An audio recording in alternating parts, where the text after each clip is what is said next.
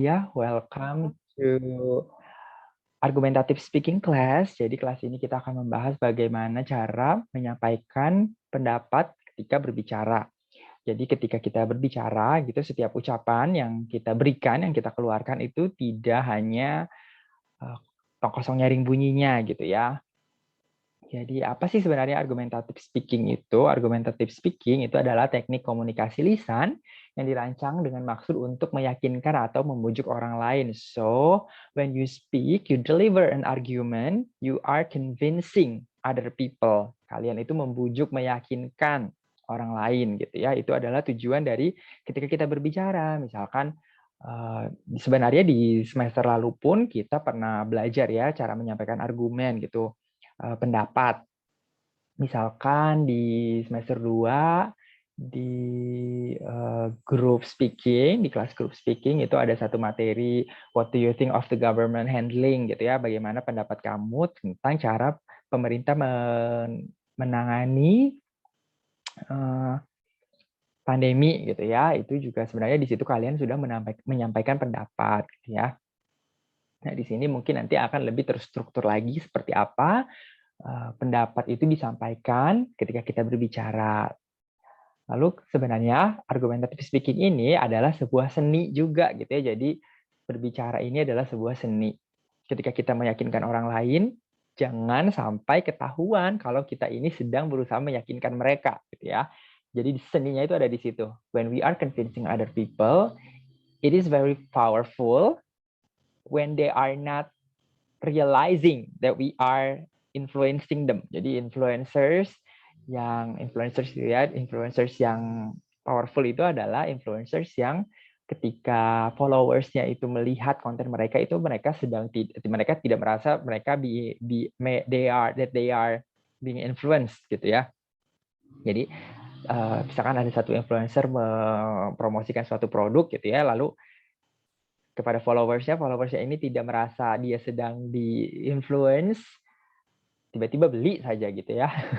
Di situ adalah yang powerful. Jadi sebenarnya bentuk lain, nantinya bentuk ekstrim dari penyampaian argumentative speaking yang powerful di ranah publik gitu ya, itu contohnya misalkan propaganda. Misalkan propaganda di Rusia gitu ya, ketika Uni Soviet itu, jadi kan Uni Soviet itu kepalanya adalah Rusia gitu ya, si Stalin gitu ya, itu bagaimana cara dia mempengaruhi negara-negara sekitarnya untuk bergabung dengan Rusia membentuk Soviet Union gitu ya, USSR. Jadi di situ sebenarnya ada propaganda. Lalu kalau misalkan di Amerika, ketika Perang Dunia, bagaimana pemerintah Amerika itu membujuk warganya gitu ya, terutama yang laki-laki, untuk ikut wajib militer, dikirim ke medan perang. Lalu juga bagaimana pemerintah ini menggalakkan perempuan karena yang laki-laki itu kan dikirim ke medan perang, sehingga sektor-sektor perekonomian di negaranya di Amerika itu harus ada yang menjalankan gitu ya, siapa lagi kalau bukan perempuan. Bagaimana pemerintah ini mencoba menggalakkan perempuan agar bisa roda perekonomian itu tetap berjalan gitu ya dengan mengandalkan perempuan. Kalau kalian pernah lihat ada meme yang dimana perempuan sedang seperti ini gitu ya, mengangkat tricepsnya, nah itu salah satu propaganda sebenarnya. Jadi di situ ada sendinya gitu ya. Jadi menyampaikan argumen itu maksud, ide, pikiran dan isi hati secara lisan efektif gitu ya, yang efektif. Jadi seni menyampaikan argumen itu harus elegan, ekspresif dan kreatif gitu ya. Tidak boleh monoton, harus kreatif, harus beragam, bermacam-macam cara menyampaikannya.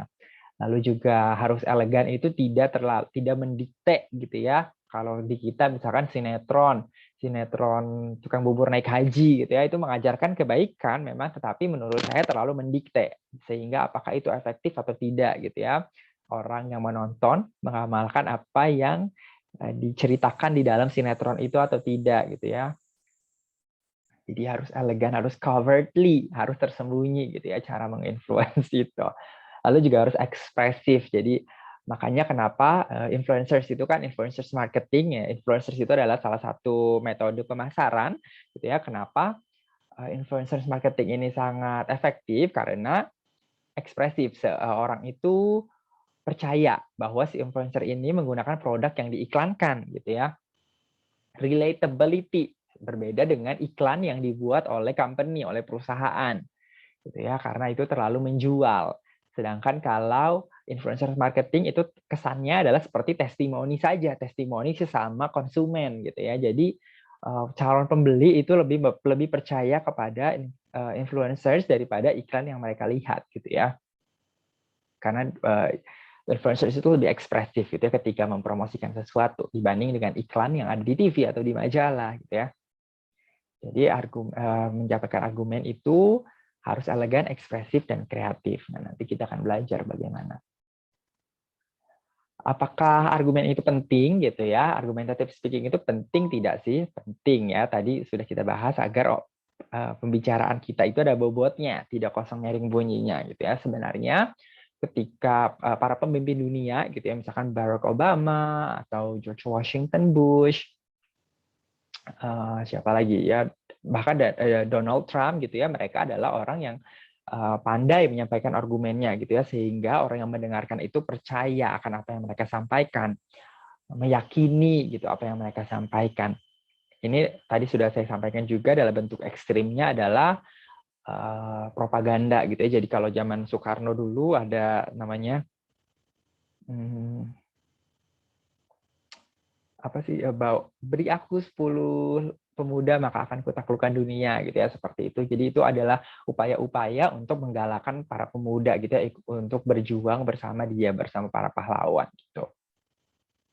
Lalu juga banyak sekali nantinya misalkan guru pahlawan tanpa tanda jasa gitu ya. Kenapa? Karena ya itu juga bisa dianggap sebagai propaganda oleh pemerintah gitu ya.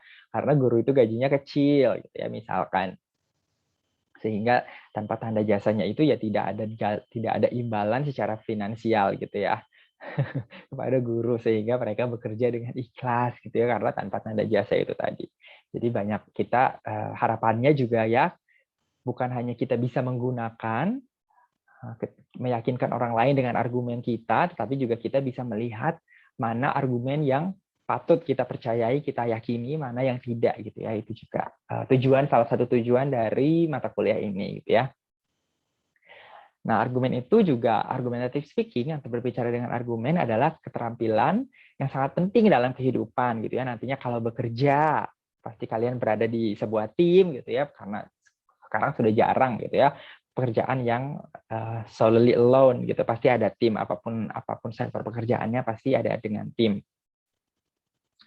Nah, ini bagaimana termasuk wira swasta, wira usaha gitu ya. Wira usaha pun ketika berjualan gitu ya, dia harus meyakinkan calon pembelinya bahwa produk yang dia jual adalah yang paling bagus, harga yang dia tawarkan adalah harga yang paling murah gitu ya. Di situ juga tetap ada usaha meyakinkan. Kalau kita bekerja misalkan seperti di institusi, pasti nanti ada atasan gitu ya. Nanti ada atasan seperti apa. Walaupun kita misalkan seorang CEO, kita harus meyakinkan para karyawan kita gitu ya. Jadi ada leadership communication di situ. Komunikasi kepemimpinan di situ gitu ya, seperti apa agar meyakinkan para karyawan si CEO ini. Jadi sebenarnya dalam setiap lini kehidupan, pekerjaan itu kita membutuhkan keterampilan untuk berbicara dengan argumen gitu ya. Kalau kita tidak cakap berbicara, menyampaikan argumen gitu ya, itu akan menghambat bukan hanya dalam berkarir tetapi juga dalam kehidupan pribadi gitu ya. Misalkan nanti kalian yang terutama mungkin yang laki-laki gitu ya, ketika mau melamar perempuan pacarnya gitu ya, kalian kan juga harus meyakinkan orang tua dari pacar kalian gitu ya. Di situ juga ada ketika berbicara berkomunikasi dengan calon mertua itu seperti apa, itu juga penting gitu ya. Lalu misalkan ketika bertetangga gitu ya, itu juga pastinya penting bagaimana agar pendapat kita ketika di Karang Taruna atau di Pos Kamling gitu ya, di RT RW itu juga bisa didengar. Kita perlu kemampuan dalam menyampaikan argumen dengan baik dan efektif itu tadi.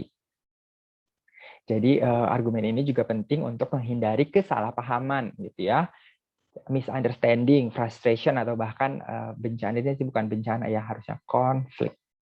Jadi banyak sekali konflik yang terjadi alasannya itu simply karena misunderstanding gitu ya. Jadi yang satu menyampaikan A, tetapi yang A menyampaikan sesuatu, tetapi si B menangkapnya gitu ya, menangkapnya itu hal yang lain. Nah, di situ terjadi kesalahpahaman, bisa terjadi konflik gitu ya di situ.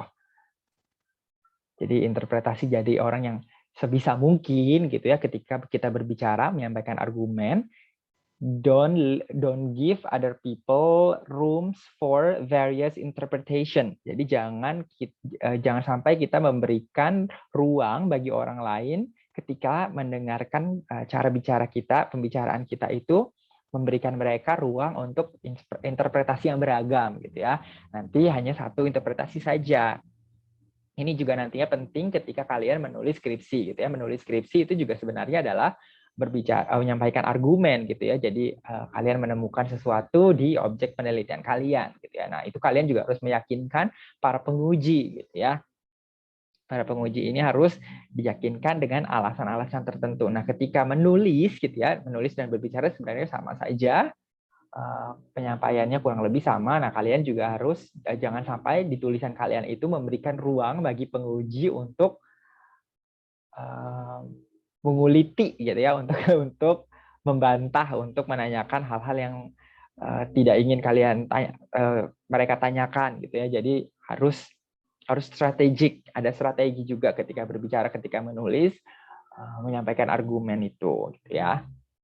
Lalu berikutnya adalah konten dari sebuah argumen. Jadi argumen gitu ketika kita berbicara itu agar tidak tong kosong nyaring bunyinya itu harus ada muatan-muatan ini gitu ya. Jadi explanation atau penjelasan.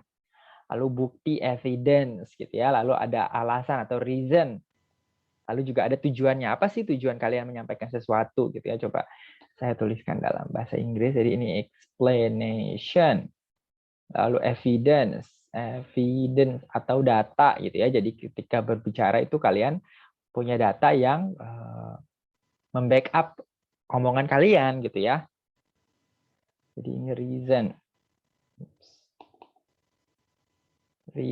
Kalian ketika nanti kita ada example ya di slide terakhir. Lalu tujuan, goal ya. Tujuan apa sih yang ingin kalian capai ketika menyampaikan sesuatu gitu ya.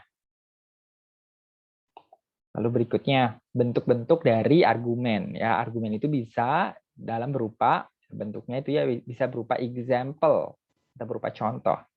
Atau analogy. Analogi itu merupakan pengandaian ya. Pengandaian. Atau bukan pengandaian sih. Analogi itu adalah bisa pengandaian. Jadi analogi itu kita menggambarkan sesuatu dengan mengambil contoh, dengan mengambil objek lain yang sama gitu ya. Misalkan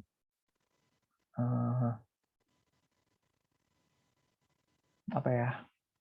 Misalkan pembangunan pemerintah gitu ya, pembangunan infrastruktur oleh pemerintah itu lambat, sama seperti jalannya siput gitu ya. Siput kan jalannya lama. Nah, itu misalkan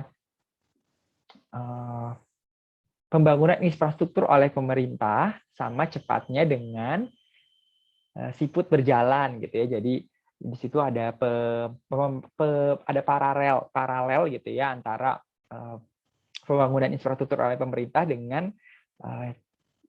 siput berjalan gitu ya. Siput itu kalau berjalan kan lama, berarti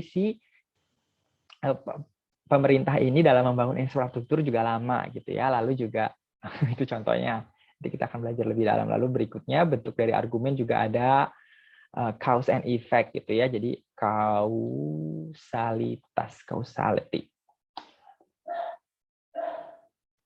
Sorry. Sebab akibat ini causality. Sebab akibat gitu ya.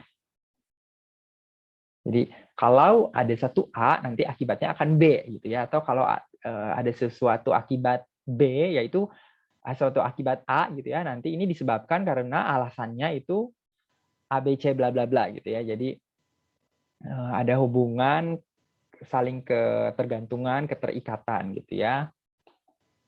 Lalu berikutnya ini hal yang beberapa tips gitu ya yang perlu diperhatikan sebelum berbicara.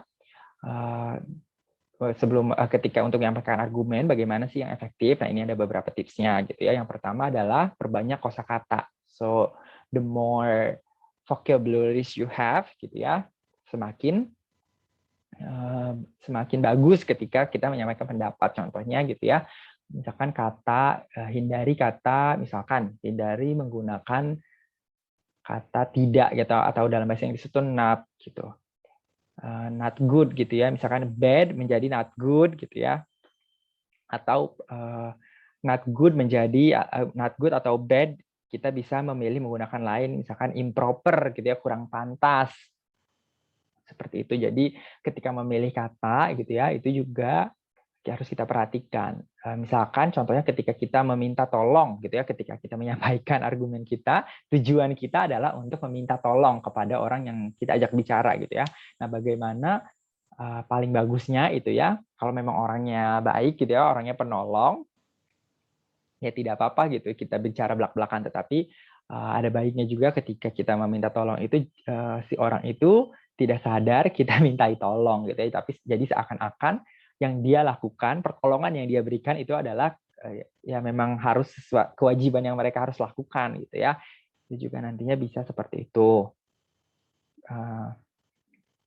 Jadi pemilihan kata itu juga sangat penting gitu ya. Jadi misalkan kata salah gitu ya, bisa kita rubah dengan tidak tepat atau kurang tepat gitu ya. Jadi slight changes seperti itu bisa berpengaruh banyak terhadap cara kita meyakinkan orang lain gitu ya. Misal ini juga nantinya penting ketika misalkan kalian melamar pekerjaan gitu ya. Kenapa kok misalkan ya si interviewer bertanya, kenapa kok di dalam CV-mu ada gap yang lumayan panjang, lumayan lama gitu ya dari ketika kamu terakhir bekerja gitu ya.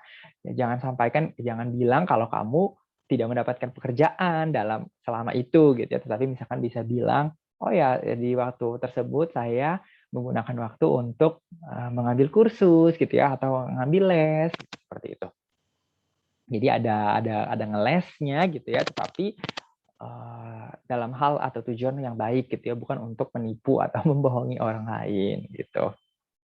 Lalu juga ketika menyampaikan argumen gitu ya, kita harus, karena ketika menyampaikan argumen itu kan kita tidak sendiri ya, ada lawan bicara kita, ada orang lain gitu ya. Nah, kita harus memperhatikan orang ini seperti apa gitu ya. Nah, untuk agar kita tahu orang ini seperti apa, kita harus mendengarkan gitu ya. Kita juga dengarkan mereka agar kita tahu cara seperti apa yang bisa kita gunakan untuk meyakinkan orang ini gitu ya. Karena tiap orang pastinya berbeda-beda.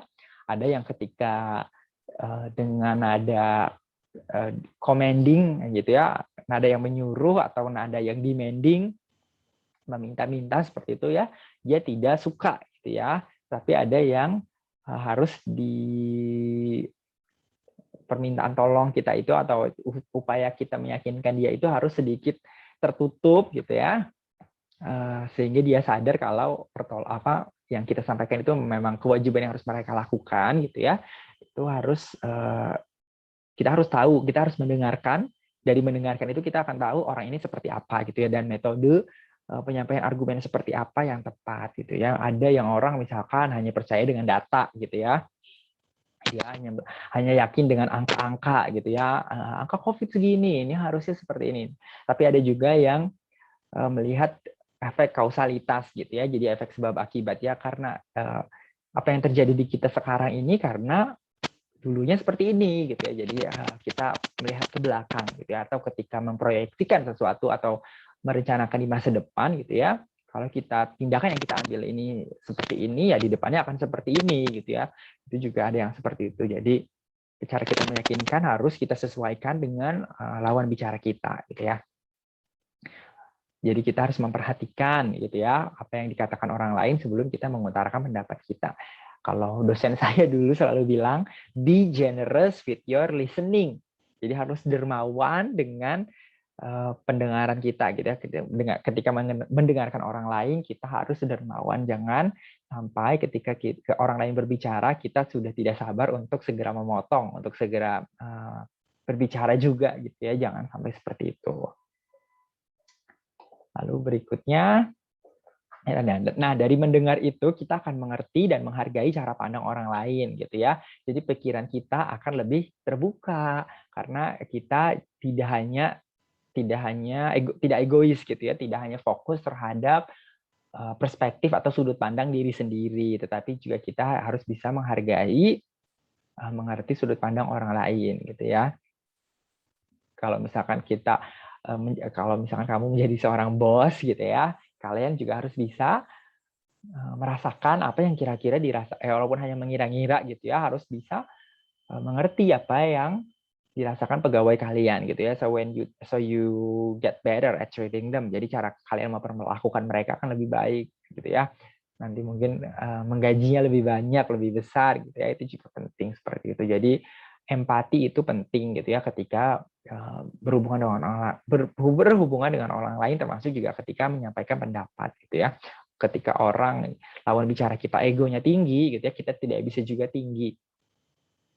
Sometimes kita harus ngangguk-ngangguk saja gitu ya, mendengarkan kepada mereka gitu. Sometimes we have to do that. Lalu berikutnya adalah ikut serta dalam organisasi. Nah, biasanya kan dalam kehidupan berorganisasi, di dalam institusi itu ada namanya birokrasi gitu ya. Nah, birokrasi ini juga ketika kita menyampaikan pendapat, kita tidak bisa terlalu keras gitu ya. Kita tidak bisa keras kepala juga gitu. Kita maunya A ya harus A gitu ya. Kita tidak bisa seperti itu. We have to compromise. Kita harus berkompromi gitu ya. Dengan rekan kerja dengan lawan bicara gitu ya, tidak bisa saklek. Lalu ini berikutnya itu tips berikutnya itu ya, hindari komunikasi di saat kita emosi gitu ya. Jadi jangan sampai ketika kita emosi kita mengutarakan hal-hal yang akan kita sesali di kemudian hari gitu ya. Jadi kalau saya pribadi gitu ya, ketika saya kesal atau marah gitu ya kepada orang lain, itu tergantung dari lawan bicara kita gitu ya. Kalau lawan bicara saya lebih muda, biasanya saya hitung sampai 10. Kalau saya marah atau kecewa kepada orang yang umurnya sama dengan saya gitu ya, saya hitung sampai 25, dari 0 sampai 25. Kalau saya marah atau kesal gitu, jengkel kepada orang yang lebih tua, saya hitung dari 0 sampai 50. Kenapa saya menghitung gitu ya, yang menghitung dalam hati, dalam pikiran. Why do I do that? Ada yang tahu atau tidak? Kenapa ketika kita emosi, ketika kita kesal, marah,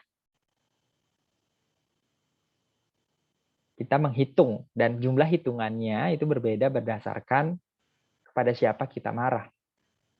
Ada yang tahu tidak alasannya apa?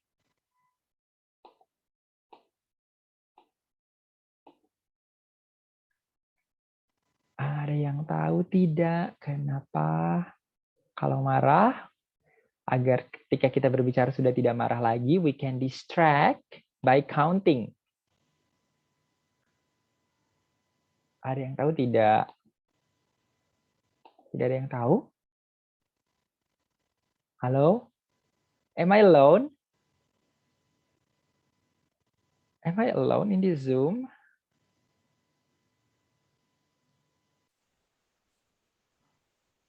Belum tahu, Sir. Karena harapannya gitu ya, ketika kita sudah selesai menghitung, emosi kita itu sudah reda gitu ya. Jadi ini adalah salah satu distraction gitu, cara kita mendistraksi diri agar ketika berbicara itu, ketika kita marah, kita berbicara sudah tidak marah lagi gitu ya. Jadi kalau jadi memang kepada orang yang lebih tua kan kita harus sopan, makanya ngitungnya lebih banyak gitu ya. Jadi semakin lama kita menghitung kan semakin reda gitu emosi kita. Kalau sesama orang yang umur yang sama ya agak marah dikit nggak apa-apa gitu ya. Sampai lebih cepat karena menghitungnya sampai 25. Nah kalau sama yang lebih muda ya agak marah dikit nggak apa-apa gitu ya, karena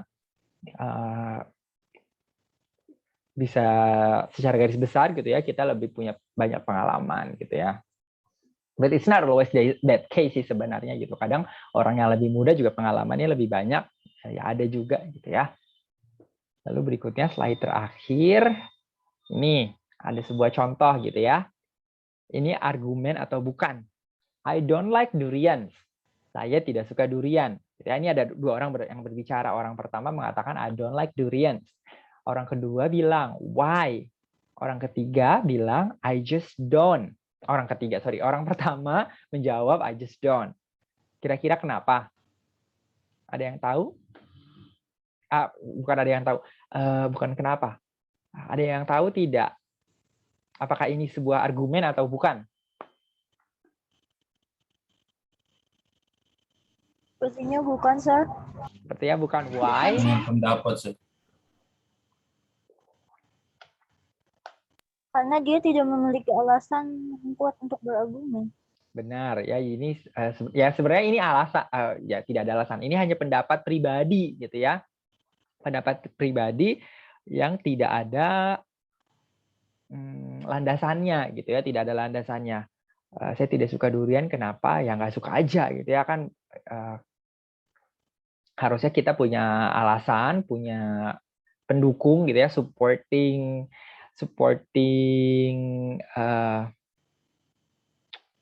pendapat itu apa? Supporting argument gitu ya, ketika kita mengutarakan sesuatu. Bisa kira-kira bisa apa? Coba kalau dalam contoh ini, agar si X ini punya alasan gitu. Seperti apa yang salah Because satu I don't contoh? like the smell. Yes, that's good. Because I don't like the smell, karena tidak suka baunya gitu ya, menyengat. Ada lagi yang lain?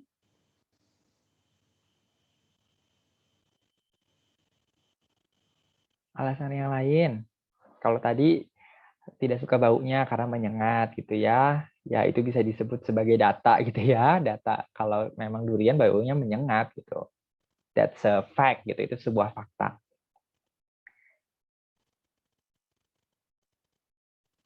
Atau bisa juga misalkan because I'm pregnant gitu ya, karena sedang hamil, tidak baik kalau memakan durian gitu, apalagi kalau masih hamil muda. Lalu juga misalkan bisa punya medical condition, punya situasi kesehatan tertentu gitu ya, misalkan ada penyakit yang kalau makan durian itu akan berakibat buruk gitu ya, itu juga bisa menjadi sebuah alasan agar nggak suka duriannya itu beralasan gitu ya, ada landasannya. Oke, we have come to the end of the slide. Apakah ada pertanyaan? Tidak ada, Sir. Tidak ada.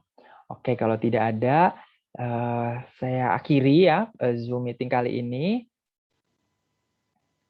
Terima kasih sudah bergabung. Mohon maaf tadi di awal sempat ada kendala. Besok kita masih ada pertemuan lagi hari Jumat ya. So see you tomorrow. Thanks for joining. Thank you, sir. Thank you, sir. Thank you, sir. Selamat melanjutkan kuliah.